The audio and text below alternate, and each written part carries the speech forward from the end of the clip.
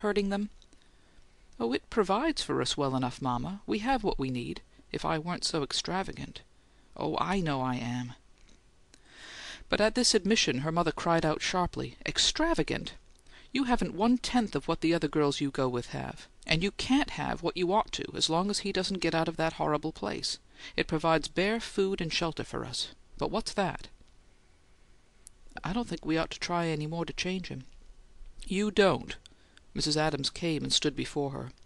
"Listen, Alice, your father's asleep. That's his trouble, and he's got to be waked up. He doesn't know that things have changed. When you and Walter were little children we did have enough; at least it seemed to be about as much as most people we knew. But the town isn't what it was in those days, and times aren't what they were then, and these fearful prices aren't the old prices. Everything else but your father has changed, and all the time he's stood still. He doesn't know it. He thinks because they've given him $100 more every 2 years he's quite a prosperous man. And he thinks that because his children cost him more than he and I cost our parents, he gives them enough." "But Walter—" Alice faltered. "Walter doesn't cost him anything at all any more." And she concluded in a stricken voice, "It's all me." "Why shouldn't it be?" her mother cried.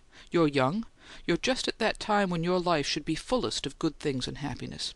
Yet what do you get?" Alice's lip quivered.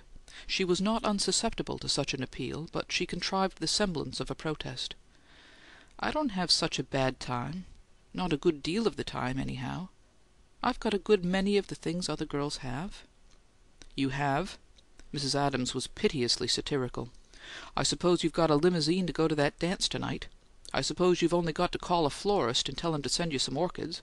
I suppose you've—" But Alice interrupted this list. Apparently, in a single instant all emotion left her, and she became businesslike, as one in the midst of trifles reminded of really serious matters. She got up from the bed and went to the door of the closet where she kept her dresses. "Oh, see here," she said, briskly.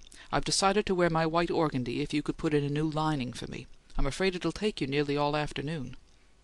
She brought forth the dress, displayed it upon the bed, and Mrs. Adams examined it attentively. "Do you think you could get it done, Mama?"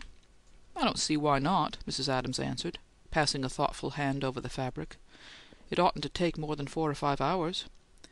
"It's a shame to have you sit at the machine that long," Alice said, absently, adding, "and I'm sure we ought to let Papa alone.